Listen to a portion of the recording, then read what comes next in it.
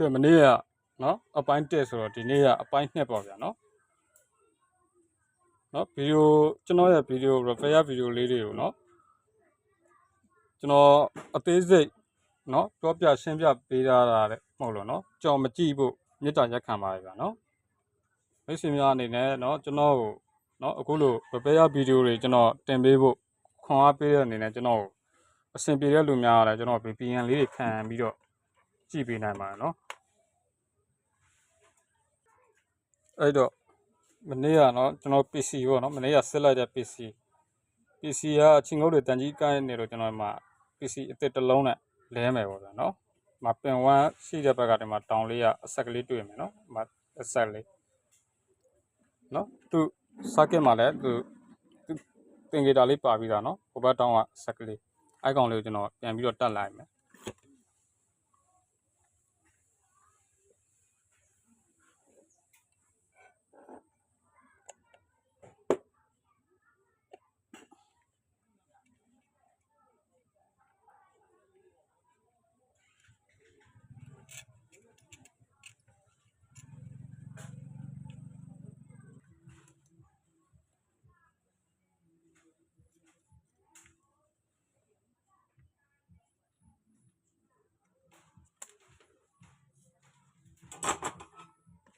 ဒါဆိုရင်ကျွန်တော် PC တက်ပြီးပြီပေါ့နော်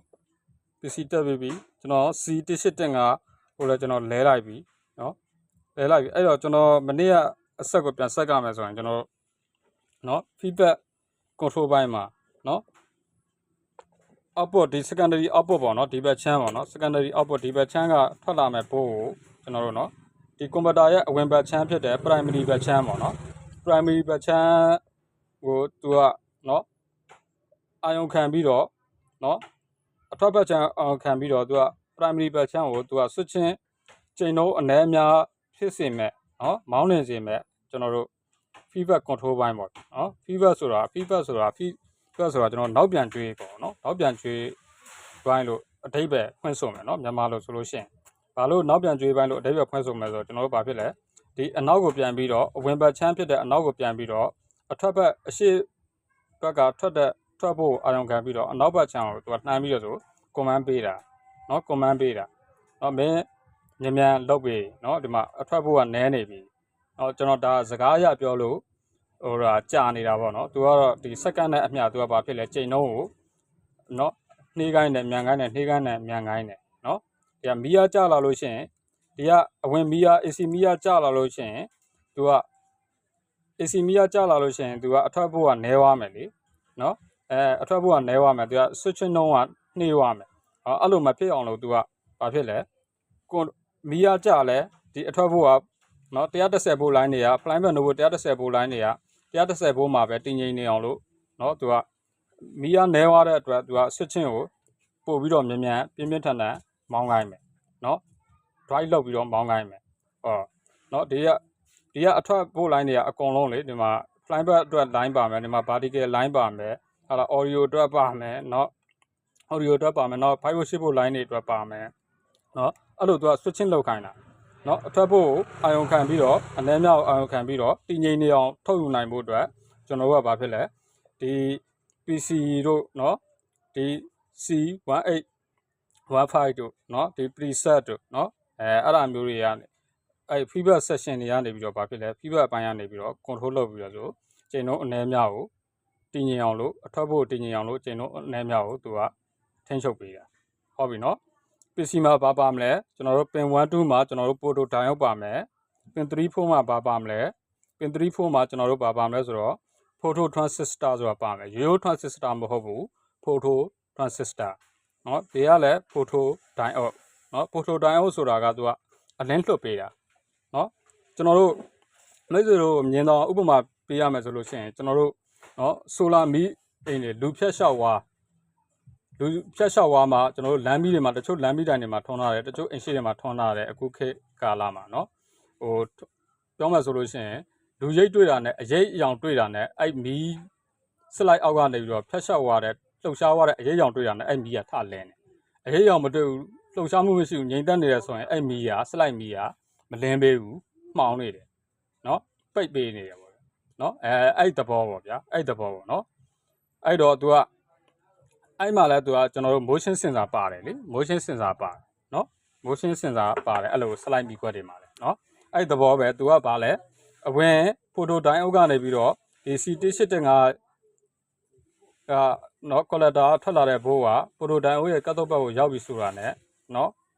तू ကဘာဖြစ်လဲဒီ collector ကနေထွက်လာတဲ့ဘိုးအနည်းများလိုက်ညားလို့ရှိရင် तू ကအလင်းကိုများများထုတ်ပေးမယ်နဲလို့ရှိရင်အလင်းကိုမှိန်လေးထုတ်ပေးမယ်နော်အဲ့အလင်းအနည်းများပေါ်မူတည်ပြီးတော့အဲ့ဒီကထုတ်ပေးတဲ့ပင်1 2ကထုတ်ပေးလိုက်တဲ့ photo diode ကထုတ်ပေးလိုက်တဲ့အလင်းရောင်ကို तू ကနော်နာမျက်စိနဲ့မြင်အောင်ပြောပြတာနော်အမှန်တော့အခုကျွန်တော်ပြောတဲ့ဖြစ်စဉ်ကဒီ photo ကျွန်တော်တို့ဒီ auto coupler လို့ခေါ်တဲ့ DPC 810ဆိုတဲ့ PC လေးထဲမှာနော် component လေးအတွင်းပိုင်းမှာဖြစ်ပျက်နေတဲ့အဖြစ်အပျက်ကိုကျွန်တော်မျက်စိနဲ့မြင်အောင်လို့ပြောပြတာနော်ဒီ pin 1 2မှာဒီ pin 1 2မှာဒီမှာနော်ကျွန်တော်တို့ခဏရှိမယ်လေနော် diode ရှိမယ်နော်diode ကိုကျွန်တော်တို့ current ဝင်လာပြီဆိုတာနဲ့ဘာဖြစ်လဲသူကအလင်းကဒီဘက်မှာ pin 3 4မှာရှိနေတဲ့ကျွန်တော်တို့ photo transistor ရဲ့ကျွန်တော်တို့ဘာဖြစ်မလဲဆိုတော့ base mode ပေါ့နော် base mode ကသူကဒီအပြင်မှာနော်အတွင်းထဲမှာနော်ဒီအပြင်မှာထွက်နေတဲ့နှစ်ငုတ်က emitter နဲ့ collector နော် emitter နဲ့ collector emitter ကိုသူက ground ချထားမယ်နော် emitter ground ချထားမယ် collector ကနေပြီးတော့နော် collector ကနေပြီးတော့သူက current ကိုလွှတ်ပေးမယ်နော်အနည်းများကိုဒီက pin 1 2ကထုတ်ပေးတဲ့ photo diode ကထုတ်ပေးတဲ့အလင်းအနည်းများကိုဒီက base အတွင်းထဲမှာတည်ဆောက်ထားတဲ့ photo transistor ရဲ့ base ကအာရုံခံပြီးတော့ photo transistor ရဲ့ base ကလည်းသူကဘာကိုအာရုံခံလဲဆိုတော့သူကြတော့ဘိုးရိပ်အဖြစ်နဲ့အာရုံခံတာမဟုတ်ဘူးသူကြတော့နော်အလင်းရောင်ကို signal အဖြစ်နဲ့နော် signal အဖြစ်နဲ့သူကဘာဖြစ်လဲအာရုံခံပြီးတော့ဆိုဒီကနော် emitter နဲ့ collector ကို current ကိုအနည်းများစီးကိုင်းတယ်ဒီကမီးများရင်ဒီကများများစီးကိုင်းမယ်ဒီကအလင်းနဲလို့ရှိရင်ဒီကနည်းနည်းစီးကိုင်းမယ်ဟုတ်ပြီနော်အဲ့လိုနဲ့သူကအဆင့်ဆင့် input output ဆိုပြီးတော့ဒီနော် transistor တွေနဲ့ထိန်းချုပ်ပြီးတော့ဒီ power transistor အကြီးဆုံးရဲ့နော်ကျွန်တော်တို့ base board ကိုပေးနော်အဲ့ base board ပေါ်မူတည်ပြီးတော့ဒီကလည်း current လည်းဘာဖြစ်လဲနော်ဒီ primary wiring ကိုဘာဖြစ်လဲသူကနော်မောင်းယူတယ်ပေါ့လေနော်မောင်းယူတယ်ဒီ wiring ကိုမောင်းယူတယ် primary wiring ကိုမောင်းလိုက်တာနဲ့နော်ဒီ transformer တွေရဲ့အလုပ်လုပ်ဆောင်မှုသဘောတရားအရာသူကဘာဖြစ်လဲ magnetic field ဆိုတဲ့တန်လိုက်ဆက်ခွင့်တွေဖြစ်ပေါ်ပြီးတော့ဒီ secondary output ဖြစ်သူက AC voltage တွေကိုပြန်ပြီးတော့ထုတ်လွှတ်တယ်ဒီမှာသူလိုချင်တဲ့ voltage က4 line ဆိုလို့ရှိရင်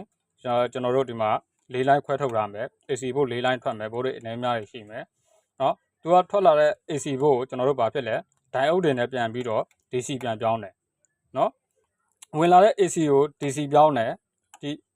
DC ပြောင်းတယ်နော်ဒီဝင်လာတဲ့ AC ကိုကျွန်တော်တို့ AC 220 ဘို့ကို bright diode တွေနဲ့ DC ပြောင်းတယ်မိတ်ဖက်တာကြီးမှာစူးစီးတူလောင်တယ်တည်ငြိမ်အောင်ထိန်းတယ်ပြီးလို့ရှိရင်ကျွန်တော်တို့ဘာဖြစ်လဲဒီ circuit တစ်ခုလုံးရဲ့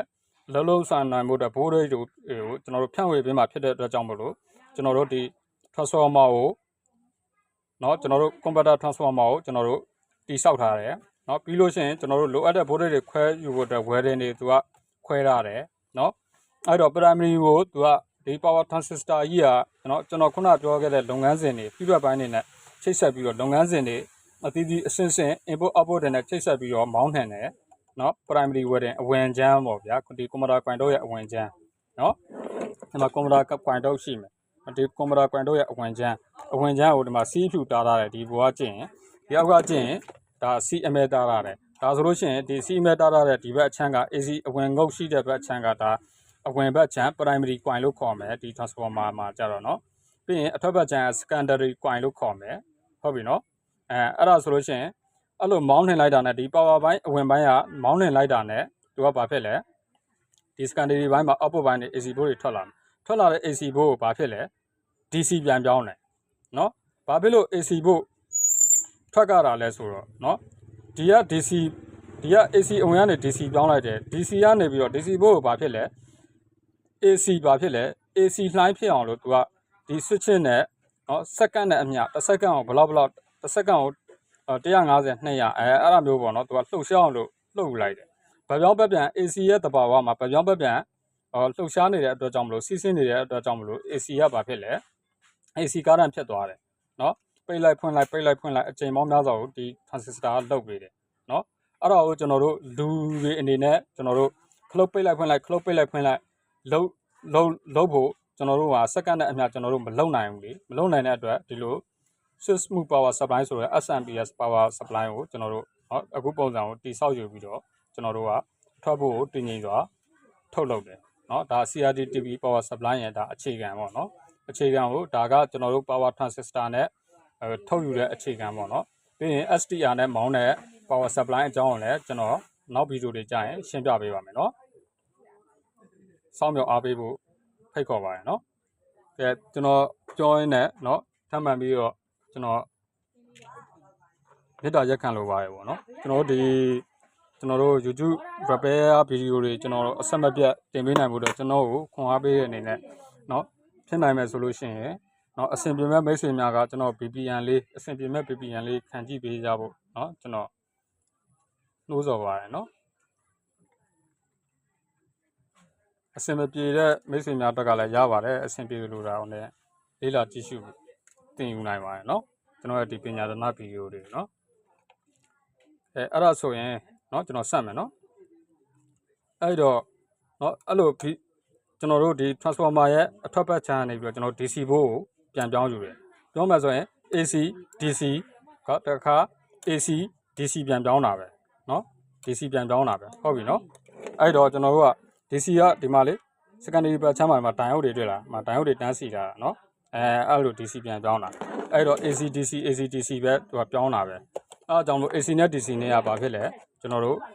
မတက်အတူနေလို့လည်းခေါ်လို့ရတယ်နော် AC ဘက်နဲ့လည်းကျွန်တော်တို့ circuit တစ်ခုဖြတ်မလာဘူး DC ဘို့ကြီးနဲ့ပဲကျွန်တော်တို့ circuit တစ်ခုဖြတ်မလာဘူးเนาะအဲ့ဒါလေးကိုအဲ့သဘောတရားကိုကျွန်တော်တို့သိကြဖို့လိုတယ်เนาะအဲ့တော့ကျွန်တော်တို့အခုပြင်တဲ့အခန်းကိုဆက်မယ်ပေါ့เนาะကျွန်တော်တို့ဒီကောင်တွေပြန်တက်လိုက်ပြီเนาะ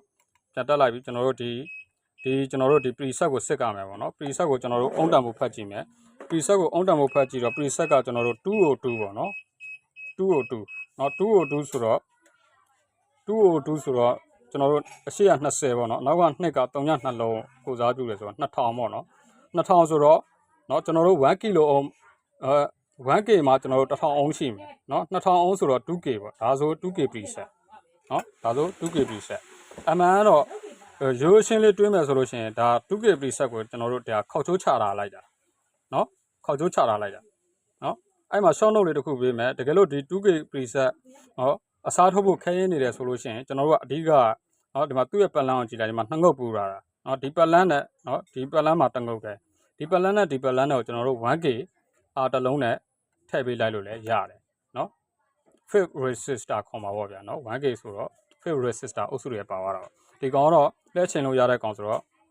ကျွန်တော်တို့ variable resistor မျိုးနဲ့ဝင်မယ်เนาะဟုတ်ပြီเนาะအဲ့လိုရှိကဲအဲ့ဒါလေးကိုကျွန်တော်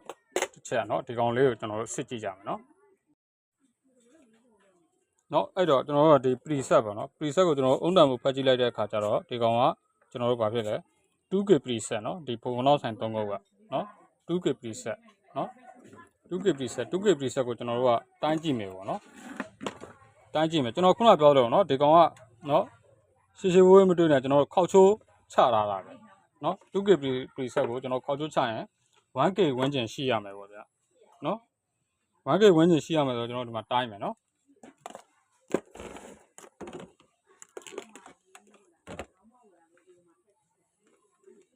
ကျွန်တော်တို့ 1k ဝန်းကျင်ရှိရမယ်เนาะအဲ့တော့เนาะဒီမှာဒီပတ်လန်းတစ်ခုကိုတိုင်းမယ်เนาะဒီပတ်လန်းတစ်ခုကိုတိုင်းမယ်ဒီပလန်တစ်ခုကိုတိုင်းကြည့်တဲ့အခါကျတော့ကျွန်တော်ဘယ်လောက်ရှိမလဲဆိုတော့เนาะသူကเนาะ 11k ဖြစ်နေเนาะ 11k ဖြစ်နေအဲ့တော့ဒီကောင်ကိုကျွန်တော်တို့မတင်ကြဘူးကျွန်တော်တို့ဒီကောင်က 1k ဝန်းကျင်ပဲရှိရမှာเนาะအမှန်မှန် 1k ဝန်းကျင်ပဲရှိအဲ့တော့ကျွန်တော်တို့ဒီကောင်ဖြုတ်မယ်เนาะဘာလို့လဲဆိုတော့ဒီ preset ကဘာဖြစ်လဲကျွန်တော်တို့เนาะဒီပလန်ဝင်လာမဲ့ဘိုးတွေเนาะဒီမှာဒီပလန်ပေါ့ဗျာဒီပလန်เนาะဒီပလန်ဝင်လာမဲ့ကားတန်းကိုသူကဘာဖြစ်လဲဒီမှာခေါက်ချိုးချပေးမှာเนาะခေါက်ချိုးချပေးမှာเนาะအဲ့တော့ဒီကောင်ကိုကျွန်တော်တို့ဘာဖြစ်လဲဒီကောင်ကိုကျွန်တော်တို့ဖြုတ်ပြီးတော့ကျွန်တော်စစ်ကြည့်မယ်เนาะဟုတ်ပြီเนาะကျွန်တော်တို့ကအဲ့လိုအစစ်သွားရတယ်เนาะ ကျွန်တော်ရမ်းကျုပ်ရမ်းလဲဆိုလို့ရှိရင်ကျွန်တော်တို့အဆင်မပြေဘူးကျွန်တော်ပြစ်ချက်အမှန်ကိုကျွန်တော်တွေ့ရမှာမဟုတ်ဘူးเนาะတစ်စင်ချင်းစီကျွန်တော်လိုက်သွားတာပါเนาะသူ့ရဲ့ feedback ပိုင်းเนาะ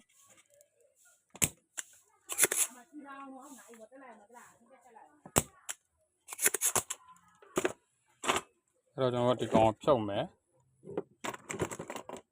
ဒီကောင်ကိုဖြုတ်ပြီးတိုင်းကြည့်မယ်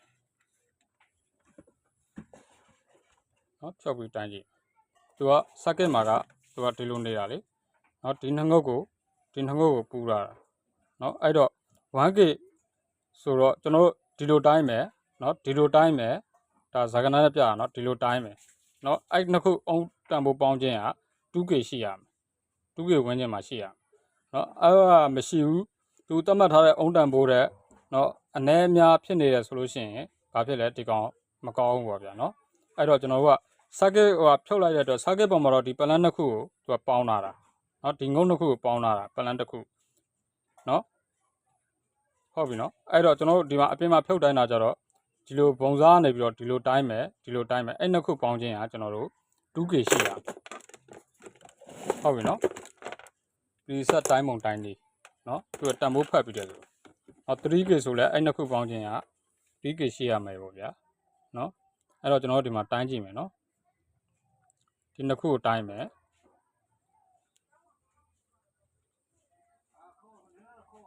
ဒီမှာ 11K ဖြစ်နေတွေ့လားเนาะဒီမှာ 11K ဖြစ်နေเนาะဒီမှာတိုင်းမယ်ဒီလိုတိုင်းတော့ 5K ဖြစ်နေเนาะ 5K ရဲ့ 11K ရဲ့ပေါင်းလိုက် 16K ဖြစ်နေเนาะဒီမှာသူ့ရဲ့ preset က2ကို2เนาะ2ကို2ဟုတ်ပြီเนาะအဲ့တော့ကျွန်တော်တို့ကဒီကောင်းကိုเนาะကျွန်တော်ပြောသလိုဒီကောင်းကိုထားလိုက်တော့เนาะဒီကောင်းကိုထားလိုက်တော့ဒီကောင်းကိုလှည့်ချိန်ကြည့်မနေတော့เนาะသူ့နေရာမှာကျွန်တော်တို့ 1K တစ်လုံးနဲ့ကျွန်တော်ခုနပြောသလိုဒီ plan နှစ်ခုကိုကျွန်တော်တို့ 1K တစ်လုံးတက်ပေးပြီးတော့ကျွန်တော်တို့ပြန်နှိုးကြည့်မယ်เนาะအဲ့တော့ကျွန်တော်ဒီမှာညိုနတ်နေเนาะ 1K 1K လို့အောင်တစ်လုံးနဲ့ကျွန်တော်နှိုးကြည့်မယ်เนาะ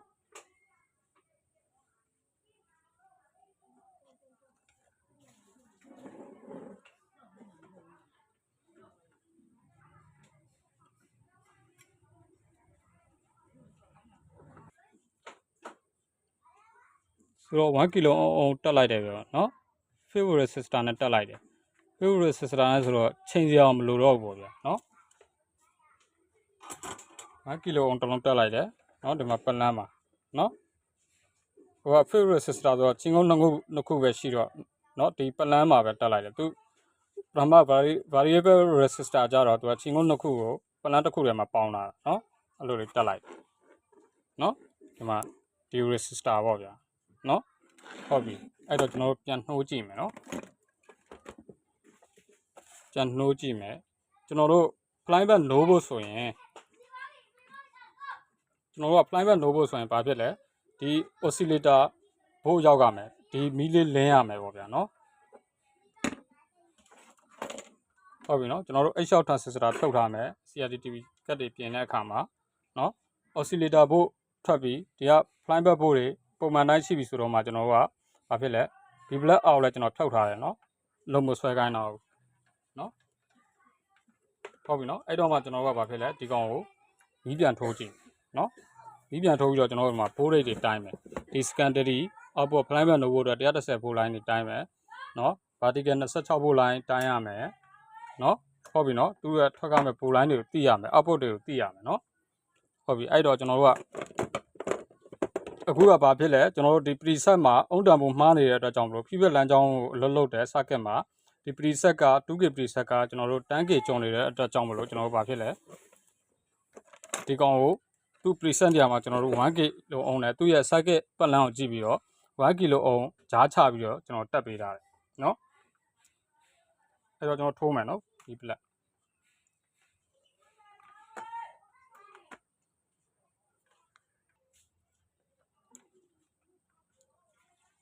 အဲ့တော့ကျွန်တော်ဗာလဲဒီ plug ထိုးမယ်အော်เนาะဒီမှာ oscillator ထွက်သွားပြီနော် oscillator ဘာဖြစ်လဲထွက်သွားပြီဆိုရင်ဒါကျွန်တော်တို့ဒီအထွက်ဘိုးတွေကိုကျွန်တော်တို့ကတိုင်းကြည့်အောင်မယ်နော်တေချအောင်လို့နော်ဟုတ်ပြီနော်ဒါဆိုရင်ကျွန်တော်တို့ဘိုးတွေထွက်မထွက်နော် secondary ဘိုးတွေအမှန်တိုင်းထွက်မထွက်တိုင်းမယ်နော်အခုကျွန်တော်ရှင်းပြသွားတဲ့အပိုင်းကိုသိမယ်နော်ရှင်းလင်းရှိကြရလားဗျာနော်ကျွန်တော် comment မှာတစ်ချက်တော့မှတ်ပေးကြပါနော်ကျွန်တော်အခုပြင်သွားတဲ့ circuit ကိုလေ circuit ပတ်လန်းရှင်းပြတာကိုလေနားလဲတယ်နားမလဲဘူးဆိုတော့နော်ရှင်းလင်းတယ်မရှင်းလင်းဘူးဆိုတော့ကျွန်တော်တစ်ချက်တော့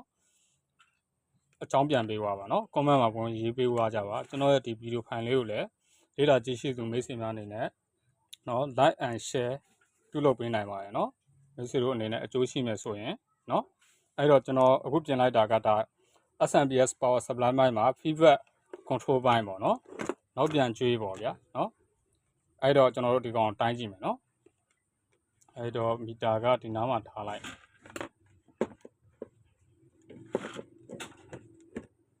နော် flyback နိုးဖို့ဆိုရင်ကျွန်တော်ကဘာလုပ်မလဲနော်အဓိက flyback ကိုနိုးဖို့အတွက်130 volt line ကိုဒီ converter ထုတ်ပေးရမယ်နော်အဲ့တော့ ground လမ်းကြောင်းကိုရွေးမယ် ground လမ်းကြောင်းကဒါ ground မှာကျွန်တော်တို့အသေးထောက်ထားမယ်ဒီမီတာလက်တန်အပေါင်းလက်တန်နဲ့ပဲကျွန်တော်တို့ထောက်တိုင်းသွားမယ်ဒါ flyback နိုးဖို့ပိုအားလားနော်ဟိုမှာ130 volt line ဆိုတော့109 volt ထပ်ပြီဟုတ်ပြီနော်ပြီးရင်ကျွန်တော်တို့ဒီဘက်ကဒိုင်ဟုတ်ကတ်တော့ဘက်ချောင်းတိုင်းမယ်နော်28 volt ထွက်တယ်နော်ဒါက vertical အတွက်ဟုတ်ပြီနော်ပြီးရင်ဒီဘက်ကဒိုင်ဟုတ်တစ်လိုင်းကိုတိုင်းမယ်နော်ကျွန်တော်6 volt နော်6 volt ဆိုတော့ဒါကကျွန်တော်တို့5 volt 6 volt သွားမဲ့ line ကြောင်းနော်ပြီးရင်ကျွန်တော်တို့ဒီဘက်ကဒိုင်ဟုတ်ကိုတိုင်းမယ်ဒါက audio IC အတွက်ဒီမှာ14 volt 14.4ဆိုတော့နော်15 volt line ကြောင်းဟုတ်ပြီနော်ဒီက oscillator ဖို့လည်းထွက်ပြီဟုတ်ပြီအဲ့တော့ကျွန်တော်တို့ပထမကတိုင်းနေနော်ဒီမှာ ground မှာပဲထောက်ထားရနော်ဒါလည်း ground ပဲနော်ဒီမှာ ground ပတ်လန်း circuit တိုင်းမှာသူကကြည့်လိုက်နော်ပတ်လန်းအပြားကြီးတယ်နော်ဒါတွေလည်း ground ပဲအဲ့တော့ကျွန်တော်တို့ကဒီမှာတိုင်းမယ်နော်ဒီမှာ E from IC ရှိမယ် E from IC ရဲ့ကျွန်တော်တို့နော်ပတ်ဝန်းအစမှာကျွန်တော်တိုင်းပြတာလေ5 volt line ဆိုတာနော်ဒီမှာ5 volt ရှိရမယ်နော် sorry ဒီမှာမီတာလေးရွှေ့လိုက်အောင်နော်မီတာဟိုဘက်မှာကျန်နေတယ်ဟုတ်ပြီနော်ဒီမှာ ground ထောက်ထားမယ်နော်ဒီမှာ ground ထောက်ထားမယ်နော်ကျွန်တော်တို့ဒီမှာ5 volt line ကိုတိုင်းမယ်5 volt ပြည့်ရနော်ဟုတ်ပြီပြီးရင်ကျွန်တော်တို့ဒီမှာ10 volt line ဒီမှာ10 volt လို့ရေးထားတယ်နော်ဒီမှာ10 volt လို့ရေးထားတယ်ဒီမှာ10 volt လို့ရေးထားတယ်အဲ့ line ကိုတိုင်းမယ်နော်ဒီမှာကျွန်တော်တို့ဘယ်လောက်ရှိတယ်ဟိုမီတာလက်တံမထိလို့နော်ဟုတ်ပြီနော်ဒီမှာ10 volt ပြည့်တယ်နော်နော်အဲ့တော့ကျွန်တော်